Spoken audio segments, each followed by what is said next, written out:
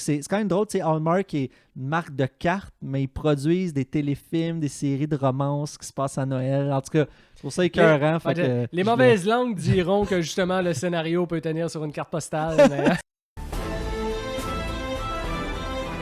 Moi, je crois que les films prennent toujours inspiration de la réalité et pas le contraire.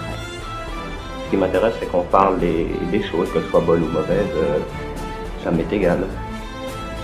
C'est pas de pogner sur le marché, l'art, c'est d'exprimer ce que t'as d'intrigue. What other art form do you create on a schedule? Je dois dire que je trouve que choquer est une qualité. I think it's interesting for an audience to get lost in a different world. You need to know how ideas and emotions are expressed through a visual form.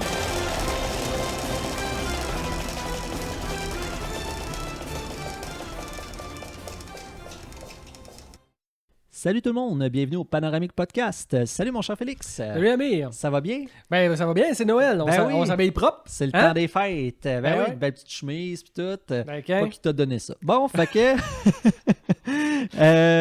on fait un petit classique à nous. C'est comme ça qu'on a commencé le Panoramique Podcast. C'est comme ça qu'on va comme terminer l'année aussi. Oui, ben oui. Hein. Top 3 de nos petits classiques temps des fêtes. Alors, ça va être un peu informel aussi. T'sais, on a des films, mais il y a aussi plus des largeurs. Toi, tu veux nous parler d'un réalisateur. Moi, je vais parler de plus d'un concept. Fait que, on y va à la bonne franquette. Ouais, c'est ça. On s'est pas mis des règles si avec ça. La seule règle qu'on s'est dit, c'est comme, OK, film de temps des fêtes un peu, films qui ont l'esprit temps des fêtes, je veux dire. Ouais. Puis on essaie de broder autour de ça. Hein? Oui, mais ça va être assez éclaté, hein, je vous dis tout de suite. Ouais, rien de trop formel. On s'amuse, on jase. Des choses qu'on aime regarder durant le temps des fêtes, point à la ligne. Fait que, si je te laisse démarrer, ben moi, j'aimerais ça juste dire, pour moi, le temps des fêtes, là, avant qu'on commence nos déblatérés cinéma, tu sais, pour moi, c'est un temps de l'année où j'aime bien, tu sais, les hors-d'œuvre, taper des petites séries d'animation, des affaires de même. Je sais pas pourquoi, moi, c'est une période de l'année où j'aime ça, être un peu plus off, puis comme vraiment relaxé, puis je pense que beaucoup de gens vont quand même se reconnaître là-dedans. Ouais, je pense que c'est la saison. Ouais, clairement. Mais tu sais, je vais être plus... je serai pas dans du gros nécessairement. Tu sais, la semaine de Noël, je regarderai pas des gros films pointus ou des affaires de même nécessairement. Tu sais, je vais être plus dans le... je me tape des petites séries, des affaires de même. On en reparlera, mais pour moi, c'est un temps de même. Des hors-d'œuvre, un petit verre, puis tu regardes des affaires légères, c'est le fun. C'est ça. Moi, j'aime ça. Moi, j'aime ça, moi. Ben oui, assume que t'aimes ça. Moi, j'aime ça quand t'es assumé de même. Ben oui, regarde, à un moment donné, là. Puis 2 jours après, je regarde tous les trucs d'horreur qui sont pas possibles. Mais bon, ça, c'est une autre histoire. Oui, c'est ça. C'est bien de prendre une petite pause ben oui, c'est ça dans le temps des fêtes quand même. Puis, ben écoute, je te laisse commencer avec ton premier petit coup de cœur. Là, c'est vraiment mourant de rire de comme enchaîner de même après ce qu'on vient de dire, parce que le premier film dont j'ai envie de parler, c'est quand même un film d'auteur. Oh, OK. C'est un film de Ingmar Bergman que j'aime beaucoup. Fanny et Alexandre. OK. C'est son tout dernier film, sorti en 82, parce que par la suite, Bergman va rester actif, mais il va rester actif au théâtre, puis il va faire des téléfilms, en fait. Okay. Il va continuer à faire des films, mais qui ne sont pas dédiés au cinéma, qui sont dédiés plus à la télévision. Okay. Mais c'est Fanny et Alexandre est son dernier film qui est vraiment pensé pour le cinéma. Fresque extraordinaire. Qui se déroule en Suède au début des années 1900, qui est un film de très très long, plus de 3 heures. Oh, quand même, OK. Oui, puis film absolument superbe et qui commence la nuit de Noël. Le tout début du film, c'est vraiment toute la famille de Fanny et Alexandre qui sont deux jeunes enfants, donc toute la famille qui se réunit, et là c'est le temps des fêtes, et c'est vraiment comme le temps des fêtes le plus féerique que tu peux pas imaginer. Je veux dire, toute la famille qui est là avec avec les décorations, avec la grande bouffe, tout le monde qui fête, tout le monde qui Vraiment, c'est festif. Oui, le début du film vraiment renvoie à des espèces de Noël d'antan qu'on n'a peut-être pas forcément connu, nous. Ben, je veux dire, on n'est pas issus de la bourgeoisie suédoise du début du 20e siècle quand même. Mais malgré tout, mais même sans être des bourgeois suédois du début des années 1900, il y a quand même quelque chose malgré tout qui nous touche parce que ça fait quand même référence à des choses qui culturellement sont quand même très ancrées en nous. Je veux dire, Noël, c'est la fête. Noël, c'est la réunion. Noël, c'est la famille. Noël, c'est l'émerveillement. Je veux dire, le partage, bien sûr. Ouais. Quand t'es enfant, c'est le plus beau jour de l'année. Je veux dire, c'est ça te change tellement ça te sort tellement de ton quotidien. Je veux dire, c'est vrai. quand même Noël. Puis je trouve... Tu t'aperçois pas les cadeaux que c'est genre une grosse fête commerciale au final, tu sais, qui a été revampée, mais quand t'es jeune, tu t'aimes la magie. C'est ça. Puis on voit pas ces choses-là, évidemment, quand on est enfant. Exact. Et puis, vraiment, le film de Bergman décrit ça, je pense, très, très, très bien. Puis c'est intéressant parce que c'est une sorte de quête initiatique aussi, ce film-là, parce que tu viens de parler de... En grandissant, finalement, on découvre qu'il y a peut-être des choses derrière qui sont pas très belles, mais c'est justement ce que les personnages de Fanny et Alexandre vont découvrir, parce que l'histoire, c'est que pas longtemps après la fête de Noël, quelques jours après, le père de la famille va avoir un malaise et va décéder. Et la mère de Fanny et Alexandre va se remarier avec un homme qui est un pasteur très, très, très austère, qui va vraiment comme forcer toute la famille à adopter un mode de vie comme où ils sont séparés du reste du clan, séparés du reste de la famille, où ils mènent vraiment des vies enfermées dans une demeure qui est une espèce qui a l'air d'un donjon du Moyen-Âge, qui a l'air d'une salle de torture. Là, vraiment, le contraste du film est frappant entre le début où c'est vraiment cette grande maison-là toute décorée, puis après on passe dans une espèce d'endroit avec des murs gris, froids, vraiment d'un univers à un autre. Et puis, c'est justement comment les deux jeunes enfants, eux, vont réussir à passer à travers tout ça. Puis évidemment, je ne donne pas tous les détails de l'intrigue. Là. C'est bien de découvrir les choses par soi-même. Ouais. Mais vraiment, tout le film distille une espèce d'onirisme vraiment intéressant. Dans le fond, c'est une revisitation d'Hamlet, en fait, le classique de Shakespeare. D'ailleurs, le clin d'œil n'est même pas subtil parce qu'au début du film, les parents, en fait, des jeunes Fanny et Alexandre ont une troupe de théâtre, en fait. Et puis, au tout début, ils donnent la représentation de Noël et puis par la suite, on les voit commencer à répéter à Hamlet. Ah, OK, bon. Donc, c'est même pas... C'est clair. Comme c'est signé très, très, très, très clairement.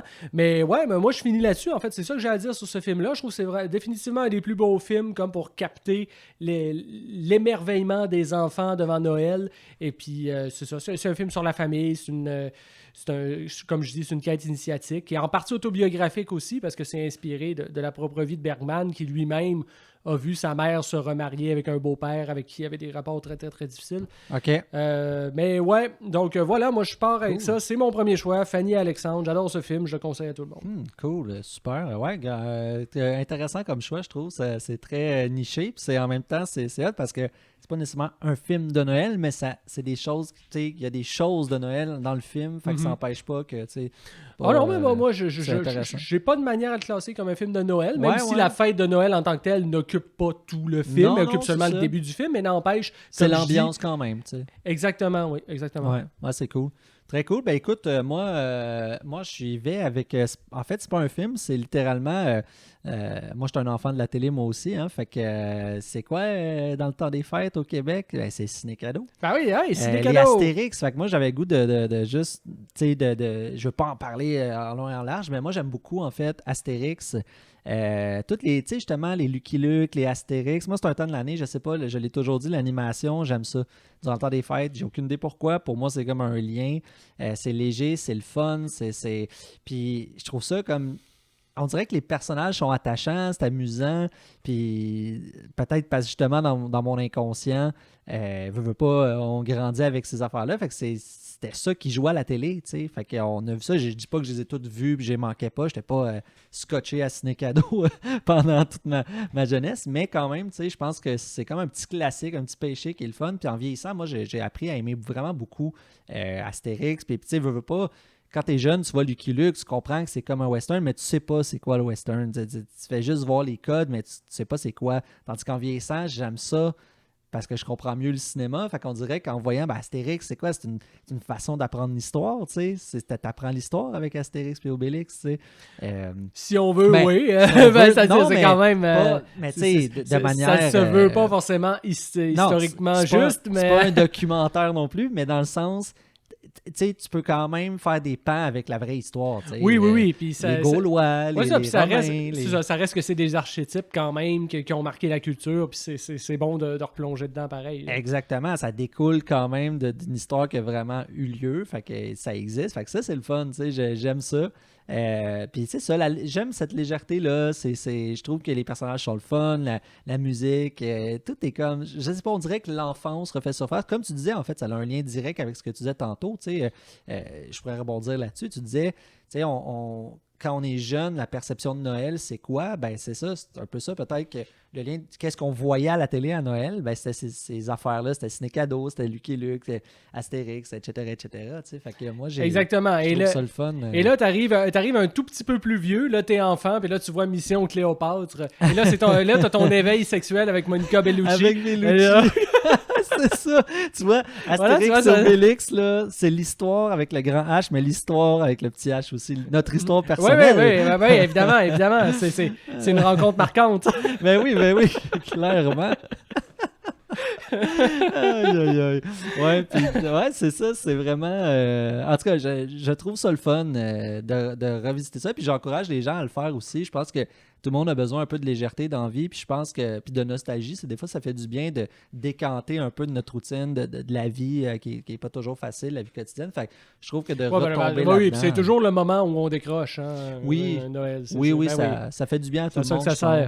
Ouais, 100%. Fait que c'est vraiment un survol, là. Il n'y a rien de précis, il n'y a rien de très lancé, mais c'est juste pour relancer là-dedans. Puis c'est ça. Toi, tu voulais pas parler d'œuvres de Noël, mais tu voulais parler pas d'œuvres qui abordent Noël, mais d'œuvres qu'on voit à Noël. Oui, exactement. C'est ça, ce que j'aime regarder à Noël. Puis évidemment, clin d'œil à Tintin. On a eu un épisode là-dessus, des aventures de Tintin. Allez le regarder, ça vaut la peine. Puis, mais c'est ça, tu sais. Puis, puis aussi, toi, je voulais te demander, t'aimes ça, toi, les Hallmark Christmas movies? Les Hallmark, moi, j'en ai jamais vraiment vu, mais j'ai une amie qui m'a parlé de ça. Je regarde pas de films de Noël, point, en fait. Non, c'est ça. Moi aussi, j'en regarde pas tant, tu sais. C'est pas tant ça. Tu sais, Home Alone, le grand classique. Ouais, on a tous vu Home Alone. Mais ouais, tu sais, les Hallmark, c'est quand même drôle. Tu sais, Hallmark est une marque de cartes, mais ils produisent des téléfilms, des séries de romances qui se passent à Noël. En tout cas, c'est pour ça écœurant. Les mauvaises langues diront que justement le scénario peut tenir sur une carte postale. Mais... c'est ça. Mais bon, je salue mon ami qui aime ces films. Alors, on la salue quand même. On la salue.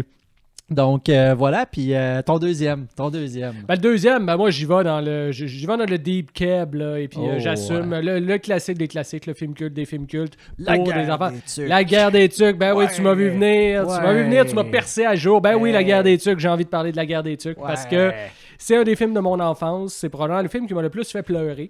Tu vois encore, tout le temps relié à l'enfance, t'as vu? C'est ça que je veux dire. Oui. Tout le temps quelque chose. Mais ça se passe quand même pendant le temps des fêtes. Ça se passe pendant les vacances de Noël. Oui, exact. Donc, dans la neige. Oui, c'est ça. Puis vraiment, ça retourne forcément les Noëls d'antan, les Noëls blancs. Quoique là, il neige pas mal cette année. Là, mais à date. C'est c'est vraiment film absolument charmant qui, tant qu'à moi, n'a pas tant pris de ride, en fait. Ça se regarde encore très, très, très bien aujourd'hui. Oui. C'est encore... tout passe encore très bien. Puis, je veux dire, les éléments sont là. Je veux dire, oui, tu as un sous-texte pacifiste qui est assez mignon, qui traverse un peu tout le film. Tu as des personnages extraordinairement attachants. Tu as des répliques cultes qui parsèment un peu de ça. La guerre, c'est pas une raison pour se faire mal. Les flancs, c'est quoi, c'est les flancs? Vous êtes en train de jouer à la guerre, c'est ça? Je veux dire, non, tu pourrais en sortir plein. Oui. Une toune de Nathalie Simard à la fin quand t'es déjà en train de brailler parce que le chien Cléo est mort. Là, on te garoche du Nathalie Simard par-dessus. Là, t'es dead, là, t'es fini, t'es traumatisé pour le restant de tes jours. Mais ouais, non, mais voilà la guerre des tucs. C'est vrai que c'est un classique québécois. Plus j'en parle, plus j'ai le goût d'aller le revoir. Là. Moi, je dis, on ferme la caméra puis on le regarde là. On regarde la guerre des tucs. Non, c'est ça, ouais, guerre des tucs. Ben, évidemment, peut-être pour les personnes qui ne l'auraient pas encore vu, de raconter l'histoire super vite.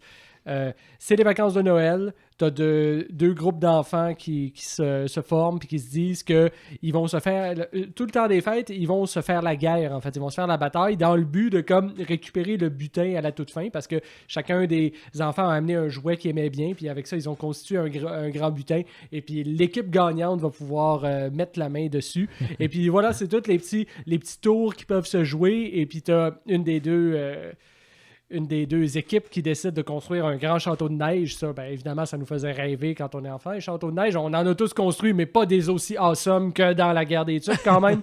Nos châteaux à neige à nous étaient un peu poches. Puis en plus, on se faisait tout le temps chier par nos mères qui étaient comme, ben là, s'ils s'effondrent, tu vas mourir dedans. C'est comme, ah ouais, même. Faites pas des igloos, là. On en faisait pareil. À cette époque-là, les parents avaient moins d'influence sur nous. De toute façon, qu'est-ce qu'ils pouvaient faire? Ils savaient pas on était où. Ouais, on se cachait dans nos igloos. donc voilà, ben oui, la guerre des tucs. Les contes pour tous, hein, le fameux produit de Rock de Mers. C'était le tout premier, hein? Le tout premier guerre des... Ben, c'est-à-dire le premier officiel, parce qu'il y en avait eu un autre avant, non officiel, longtemps avant, qui était le Martien de Noël. Mais le premier comme officiel des contes pour tous, c'était vraiment la guerre des tucs. Ouais. Et puis, concept extraordinaire de feu Rock de Mers, paix à son âme. On l'avait rencontré quand on faisait l'inquiétante absence. Ouais. Et puis, ouais, concept qui a fait des petits un peu partout parce qu'il a produit des films un petit peu partout dans le monde avec à chaque fois essayer de s'inspirer de ce qui se passait dans ces pays-là. La guerre des tucs étant très québécois, mais il y a eu des choses... C'était très jeunesse, les contes pour tous. Oui, c'est ça. C'était toujours des films pour jeunes, avec des personnages jeunes. Voilà. Et puis, ça portait bien son nom, en fait, les contes pour tous. Oui, ben tout à fait, oui, 100%. Non, c'était une bonne idée, puis ça a eu un succès. Puis, gars, aujourd'hui, les gens en parlent encore, c'est des petits classiques de chez nous. Ouais. Très cool, la guerre des tucs. Alors, moi, j'enchaîne. J'y vais avec encore un classique. Et là, c'est classique de chez classique, mais c'est un film d'Henry Selick avec Tim Burton dans les décors, puis le style, puis tout. Mm-hmm. Non, mais je parle de A Nightmare Before Christmas. Nightmare Before Christmas. Avec le beau Jack Skellington. C'est un film que, veux pas, début des années 90, c'est un film que je veux dire, les jeunes capotent sur ce film-là. Encore aujourd'hui, c'est ça qui m'épate. Les enfants, quand ils découvrent ça, tu sais, Jack Skellington, je connais pas une petite fille ou même des adolescentes qui ont genre ça sur leur sac, une petite épingle ou un petit quelque chose, une petite photo de Jack Skellington. C'est vraiment devenu comme une marque de commerce. C'est intéressant parce que le film est un mix entre, parce qu'on parle de Noël, mais le film mix en fait deux fêtes. Il mixe l'Halloween et Noël. Mm-hmm. Puis ça, c'est intéressant. Puis c'est justement ça qui explique aussi, comme tu dis, que ça devient aussi culte que ça, c'est que ça prend comme deux univers très typés, Noël, Halloween, et puis ça récupère vraiment comme tous les motifs visuels qui peuvent être intéressants de ça, puis évidemment fait de manière très personnelle à partir d'esquisses que Tim Burton avait lui-même dessinées. Tim Burton est un grand dessinateur. Ouais. Et puis vraiment, ça crée des univers complètement colorés, très, très, très typés, très charmants, très fournis. Oui. C'est magnifique. Moi, j'adore le design, la production de design là-dessus. C'est incroyable, c'est beau, c'est le fun. Même la musique, il y a un aspect très musical que moi, d'habitude, j'embarque pas beaucoup. Mais dans les films de Tim Burton, je les aime étonnamment. Je trouve que c'est pas exagéré, c'est bon, le rythme est le fun. C'est pas mal un des seuls que j'aime quand il y a de la musique. C'est grâce à Danny Elfman. D'ailleurs, il y avait eu une petite chicane entre Tim Burton et Danny Elfman à cause de ça. Parce que Danny Elfman, c'était le compositeur attitré de Tim Burton. Ils faisaient tous leurs films ensemble. Ouais. Et puis, Danny Elfman, lui, il a vraiment blindé le film de chansons. Il en a mis beaucoup plus que ce que le client en demandait. Et puis, Tim Burton a trouvé qu'il avait peut-être un peu trop pris le contrôle du film. C'est quelque chose d'intéressant à savoir. Ah, c'est bon, tu vois, je savais pas. Le film suivant de Tim Burton, c'était Ed Wood. Et justement, c'est le seul film c'est le seul film de Tim Burton où la musique n'est pas faite par Danny Elfman, elle est faite par Howard Shore parce qu'il y avait justement une petite chicane entre les deux à ce moment-là. C'est intéressant. Consécutive à Nightmare Before Christmas. Mais comme tu dis, les chansons sont extraordinaires. Ben oui, ils sont le fun. Pour ceux qui connaissent moins un peu l'histoire et tout, vite, c'est Jack Skellington qui est un squelette, qui vit dans son monde d'Halloween. Ben lui, il aimerait ça connaître c'est quoi, justement. Il a découvert le monde de Noël, puis il aimerait ça comme amener le monde de Noël chez eux pour que le monde en profite, puis il veut comme faire découvrir ça. Puis en même temps, c'est un manque personnel. Il y a comme tout un aspect psychologique du personnage qui est super intéressant, puis c'est ça que j'aime aussi de ce film-là. C'est pas juste on découvre des univers, puis c'est des belles images. Moi, ce que j'adore, j'aime beaucoup l'esthétisme, puis Tim Burton, il l'a très bien. Moi, ça vient me chercher, mais ce que j'aime, c'est que il y a une profondeur dans le personnage de Jack Skellington, dans ce qu'il recherche vraiment au fond de lui. Il y a un manque, c'est quelqu'un de solitaire, et on dirait qu'il s'ennuie dans son monde, mais en même temps, il aime son monde, mais il manque de quoi, puis je suis pris là. Fait que comment je fais pour... Fait que là, il finit oui, tout un message là-dedans, il y a toute une philosophie là-dedans qu'on peut analyser. Ouais. Ben oui, sur l'insatisfaction d'un individu qui en vient comme un peu à négliger les gens qu'il aime parce que il veut trop aller vers autre chose, mais cette autre chose-là se dérobe un peu à lui, tu sais. Oui, parce que ça devient comme un fiasco, puis il y a plein d'affaires qui se passent, mais au final, il y a des bonnes choses qui arrivent, mais c'est ça, c'est deux univers complètement différents, complètement dichotomiques qui se rencontrent, mais que ça crée des drôles de situations, mais c'est le fun, tu sais, quelqu'un qui aime l'Halloween, qui aime Noël, c'est comme le mix parfait, là, je veux dire, c'est tellement simple, mais c'est tellement bien amené, puis bien apporté au niveau esthétique que tu peux juste embarquer, genre, puis te laisser porter je trouve, par la réalisation d'Henry Selick, puis le choix, les voix, tu sais, les voix aussi sont le fun, c'est Johnny Depp, tout ça, c'est... Oh non, il n'y avait pas de Johnny Depp. Ah non, il n'y a pas de Johnny Depp, excuse. Tu mélanges avec Corpse Bride, où là, il y avait Johnny Depp. Oui, là, c'est ça, exactement. Christopher Lee aussi, tout ça. Oui, c'est vrai, Johnny Depp, il n'était pas là-dedans. Comme voice-over, là, je veux dire. Mais bref, on dirait que tout est attachant dans ce film-là, puis je trouve l'ambiance le fun, puis tant mieux, ça mixe deux fêtes, c'est parfait. Mais oui, clairement, c'est un film plus profond qu'on pense. C'est pas juste, comme tu dis, un film juste à sensation d'image ou peu importe pour les jeunes. C'est vraiment, il y a quelque chose derrière que j'ai pris le temps de l'analyser un peu plus. J'ai fait, c'est beau le thème derrière. Oui, puis ça fait que du monde de plein d'âges peuvent l'apprécier. Tu sais, moi, ce film-là, je l'ai vu très, très, très jeune. Je me rappelle, mes parents m'amenaient à la bibliothèque de Chicoutimi à un âge où j'étais très jeune. Je ne savais pas encore lire, en fait, puis ils m'assoyaient devant comme... des films qu'on pouvait c'est à l'époque où tu pouvais emprunter des petites VHS. T'avais des petits postes, puis moi, il m'assoyait devant une TV, puis moi, la plupart du temps, je regardais Nightmare Before Christmas parce qu'il n'y avait pas une tonne de choix dans ce temps-là. Mais je l'ai vu plusieurs fois, ce film-là, puis ouais, c'est un des films de mon enfance. C'est cool, ouais, c'est un beau film. D'ailleurs, Henry Selick, moi, j'avais la cassette VHS, justement, parce qu'il va réaliser James et la pêche géante, James and the Giant Peach. Ouais. Puis moi, j'aimais beaucoup ce film-là. Fait que, en vieillissant, quand j'ai commencé à regarder, c'est ça, il a fait Coraline, il a fait James et la pêche géante. Je l'avais, moi, quand j'étais jeune, ce film-là, mais Nightmare Before Christmas, tout ça. Fait que c'est un chouette film. C'est un très beau, très le fun, musical. C'est attachant, intéressant aussi au niveau émotionnel, tout ça, les personnages, la psychologie. C'est très cool. Fait que moi, c'est un petit film que, je trouve... c'est les classiques de chez classiques, mais je trouve ça hot qu'il traverse le temps, tu sais. C'est un film de notre jeunesse, mais en même temps, les jeunes, ils capotent quand ils voient ce film-là. Puis il y a encore un effet que les gens, ils accrochent. Ouais. Ça me fascine. Je suis comme ça. Parce que là, les gens qui ont vu ça enfants, là, aujourd'hui, sont à l'âge d'avoir des enfants, puis c'est le film qu'ils vont leur montrer. Là. Exactement, c'est ça. Fait que, non, c'est bien le fun. Fait que voilà, Nightmare Before Christmas. Alors, ton dernier, c'est quoi ton dernier? Mon dernier, moi, au départ, quand j'avais fait ma liste, j'avais pensé parler de Nightmare Before Christmas, mais là, tu l'as pris. Donc là, je me suis retrouvé un peu le bec à l'eau. Il est fin, il me l'a laissé. non, gentleman. Mais là, je me suis dit, en fait, je voulais rebondir en fait sur un truc qu'on avait fait parce qu'on avait fait une émission sur les super-héros et puis moi je trouvais ça assez ironique de comme être en train de blaster les films de super-héros quand j'ai littéralement un poster de Blade en arrière de moi, donc je me suis dit c'est bien d'assumer quand même ces contradictions comme ça, mais moi j'aime Blade, j'aime beaucoup le deuxième Blade qui est réalisé par Guillermo del Toro, et puis là c'est ça, j'étais en train de me creuser la tête pour me dire bon, de quoi je parle dans le cadre d'une émission comme ça où on parle de films de Noël, et puis je me suis dit pourquoi pas parler un peu de Guillermo del Toro. Pourquoi pas le mentionner? Parce que Guillermo del Toro n'a pas fait de film de Noël en tant que tel, mais il a fait beaucoup de films qui sont basés justement sur le thème de l'enfance, sur et puis la féerie qui est liée à l'enfance. Parce que Noël, c'est ça, c'est la féerie. C'est vrai. Ce qui nous sort un peu de l'ordinaire. Ouais, ça laisse aller à l'imagination beaucoup. Tu sais. Oui, c'est ça. Ben, l'œuvre de del Toro, elle est très bicéphale, en fait. Tu sais, je veux dire, t'as comme... d'un côté, tu as effectivement certains films qui parlent qui parlent beaucoup de l'enfance, des grands films comme Les Chines du Diable, comme Le Labyrinthe de Pan, c'est des films un peu plus auteurs, entre guillemets. Puis à côté de ça, ben, tu as des films que c'est juste des gros monstres qui se tapochent, puis nous autres, on aime ça voir des gros monstres se tapocher. Fait que c'est comme les deux côtés sont là, sont bien affirmés. Ouais. Puis ouais, moi c'est un cinéaste que j'aime beaucoup. Je trouve qu'il y a une très, très grande sensibilité en fait dans son cinéma. Puis souvent c'est des films beaucoup plus profonds que ce qu'ils ont l'air. En fait, il trouve toujours un moyen d'amener le fait que celui qui devrait être le méchant du film, finalement c'est pas tout à fait lui. Il y a peut-être ses raisons. Il y a souvent des jeux un peu à double tour, des personnages un peu plus complexes que ce qu'on pensait. Ce qui est effrayant finalement.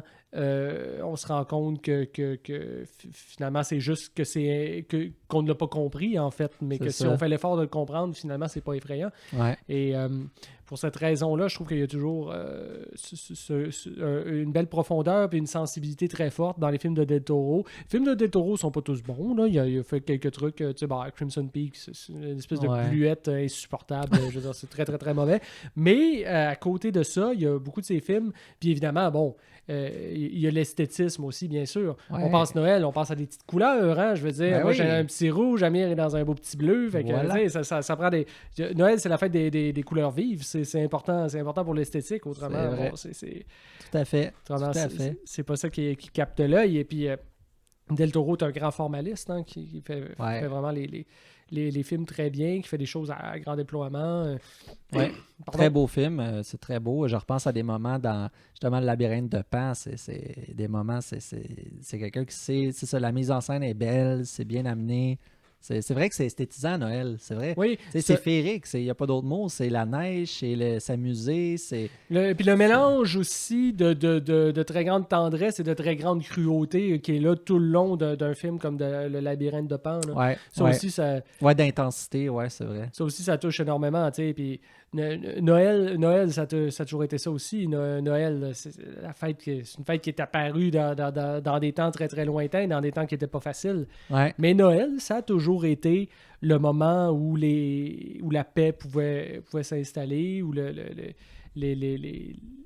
même les familles qui s'entendent plus ou moins peuvent se réunir. Même, c'est comme un moment de trêve un peu. Oui, ça fallait. Comme dans le film qui était sorti il y a quelques années, film français Joyeux Noël. Je me rappelle plus du nom du réalisateur, mais ce film où justement qui se passe pendant la Première Guerre mondiale, qui est basé sur une histoire vraie, où vraiment à un moment donné, les Français et les Allemands se sont dit « OK, pour ce soir c'est Noël, on sort de nos tranchées, on fraternise, on mange, on boit ensemble. » On fête Noël ensemble et puis le lendemain, on recommencera à faire ce pourquoi on nous a envoyé ici, mais en attendant, on va pouvoir au moins fraterniser, ne serait-ce qu'une nuit. T'sais. Ouais, c'est ça, exact. Ouais, c'est cool cet aspect-là. Puis dans ce mélange qu'il y a chez del Toro entre cette violence-là et cette tendresse-là, moi je dis qu'il y a peut-être quelque chose d'un peu Noël qui vient saupoudrer tout ça. Bon, évidemment, là, vous avez compris qu'en ce moment, je suis en train de broder parce que j'ai rien préparé. Je suis comme, qu'est-ce que je peux faire? Qu'est-ce que je peux dire? Donc, l'idée del Toro arrive un peu comme un cheveu sur la soupe. Mais je crois ce que je dis quand même. J'ai l'air de bullshiter, mais je crois ce que je dis. Non, mais ça fait du sens parce que moi aussi, tantôt, quand tu m'as dit ça, j'ai dit, ouais, OK, mais pourquoi Noël? Mais après, je comprends. T'étais dubitatif par rapport à mon idée. Ouais, non, mais j'essaie. C'est moi qui oublie un film. Il a genre fait un film, genre, quand il était jeune à 15 ans, un genre de petit short de 5 minutes, puis ça se passe dans le temps des fêtes. J'ai oublié quelque chose. Mais non, mais je comprends. C'est vrai que Noël, c'est Noël, mais c'est aussi il y a quelque chose de féerique. Puis l'animation, gars, Astérix, il n'y a rien de Noël nécessairement là-dedans. Lucky Luke, il n'y a rien de Noël. C'est à part s'ils font des spéciaux, du genre les Simpsons de Noël, les affaires de même. Mais je veux dire, il n'y a rien de Noël. C'est juste que comme tu disais tantôt, c'est ce qu'ils ont mis, c'est ce qu'ils ont diffusé durant le temps des fêtes. Fait que nous, on s'est habitués à ça, c'est collectif. Ouais. Fait que des fois, ça a aucun rapport, c'est juste que c'est comme ça. Genre, je sais pas comment l'expliquer, mais c'est vrai. Fait que je pense que peut-être que pour toi, Del Toro, ça peut être un choix intéressant, justement. Féerique Noël. En tout cas, dans tous les cas, je l'assume. Envoyez vos hate mails, je m'en sacre. Bon, ben moi, mon dernier... Oui, le dernier. Le dernier, c'est un film. Bon. Un film. Puis là, t'as juste Richard Laurent qui tousse. C'est ça le punch. Avec les micros, je sais pas si on a entendu mon roulement de tambour. Par exemple, au pire, tu le rajouteras peut-être en post-prod. En tout cas, bref, on verra. Je ferai une tour de passe-passe, non. Donc, un film que t'as visiblement oublié vu que t'es en train de gosser sur ton sel. Non, parce que je veux dire la bonne année, mais je savais, c'était le nom du réal. Me semble, oui. Puis, c'est A Christmas Carol 1984 de Clive Donner. Christmas Carol, je pense qu'il y a eu plusieurs adaptations. Oui, c'est vraiment beaucoup, Dickens. en fait.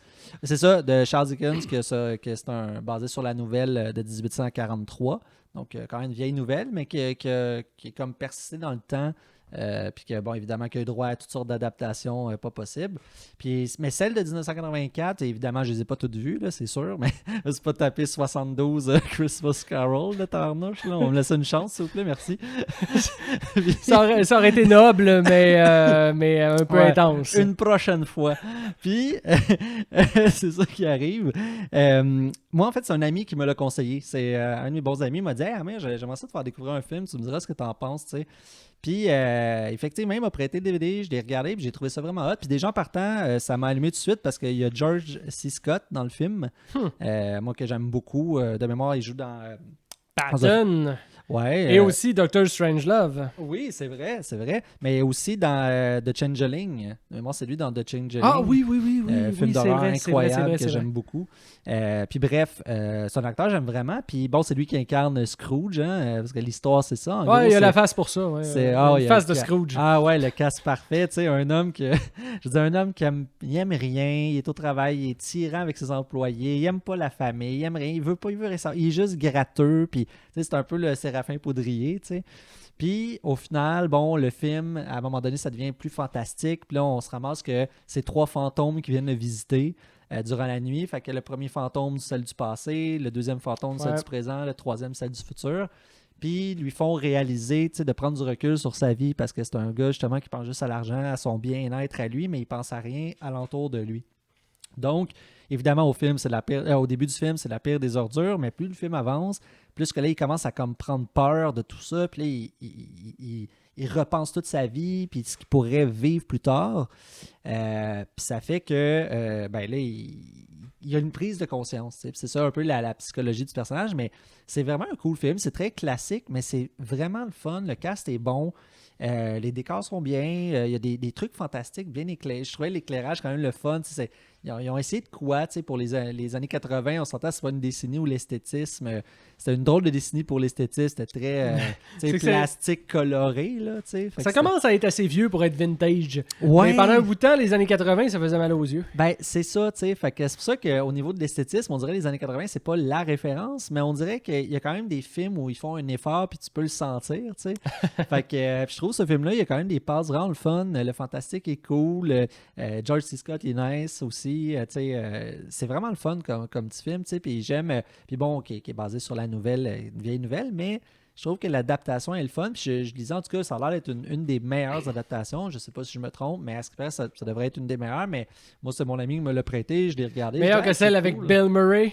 Meilleure que Scrooge. Ah, ben là. Mais non, j'aime bien, j'ai bien aimé. Moi aussi, c'est pas nécessairement mon genre de film. Je suis pas scotché là-dessus à regarder des films de Noël, même si c'est Noël. Je regarde juste de l'animation. Mais j'aime ça de temps en temps, un ou deux. Ouais, puis n'empêche, on a quand même réussi à faire un épisode spécial Noël au complet sans mentionner Die Hard. Ouais, on a quand même réussi à le faire. Exactement. Fait que tu vois, il y a possibilité. Là, ben quand on veut, on peut. Exactement. Fait que c'est vraiment... On est fou aujourd'hui, je sais pas ce qui se passe. Puis c'est ça. Puis en tout cas, j'ai beaucoup aimé puis c'est ça, à la fin du film, bon, évidemment, Là, c'est un homme qui retrouve la compassion, qui retrouve les belles valeurs, tout ça, puis il devient super généreux. C'est très classique au niveau de la narration, mais il ne faut pas oublier, c'est une très vieille nouvelle. Mais derrière, le sous-texte, moi, je le trouve très bien amené. Je pense que le film, il y a des aspects fantastiques, colorés, le fun, des belles scènes drôles aussi. C'est une production justement anglo-américaine. Je pense que c'est un téléfilm même. C'est un téléfilm, c'était fait pour la télévision, je pense. Mais ouais, donc très intéressant comme petit film de Noël. Fait que petite découverte comme ça qu'un ami m'a montré. J'ai bien aimé. Donc voilà, c'était des petits trucs comme ça pour Noël. Ouais, nos petites suggestions. Après, vous en faites qu'est-ce que vous en voulez. Ben ouais, voilà, c'est ça. Évidemment, il y en a tellement. Je veux dire, juste avec les Hallmark, je veux dire, t'en as pour 85-88 ans à juste regarder ça. Ben oui, c'est ça. 88 ans de madame qui retourne dans leur ville d'enfance puis ils retrouvent l'esprit de Noël parce qu'ils renouent avec le gars avec qui ils avaient sorti il y a 20 ans. Moi, je trouve ça fascinant, un branding de cartes qui produisent des films, ça me à cette heure, mais que j'aille au Dollarama, je verrai plus les cartes de la même façon. Le mec, je prends une carte Hallmark dans mes mains, je vais dire, je peux même pas le croire. Il est où mon film? Il est où mon film? C'est ça, le film, il est où? Tu l'achètes, après ça, tu la ramènes après. Tu dis, hey, il est où mon film? Mon film, là, hein? C'est pour dire 2001, là, tel film. Il y a tellement de productions, c'est ça qui est fou. C'est des grosses productions de masse, tu sais, avec des. Ah, en tout cas, c'est le fun. Fait que, bref, on commence à être brûlé raide. Fait que, on vous souhaite un excellent temps des fêtes. À toi demain, mon cher Félix. Je te remercie. Joyeux Noël, Amir. Joyeux Noël, les gens qui regardent. Oui, amusez-vous bien. Profitez-en. Profitez. Joyeux Noël à notre tech, Richard. Richard, on espère que ta grippe est finie. Donc, voilà. Donc, abonnez-vous. Des changements seront faits pour l'année prochaine. On arrive avec autre chose. Donc, ça va être vraiment différent dû à un contexte de production différent. On manque de temps aussi. Ça prend beaucoup de temps à faire ce qu'on fait. Donc, c'est pas qu'on veut pas continuer, mais malheureusement, il faut faire des choix. On a bien des choses dans nos vies qui font en sorte que, il faut choisir.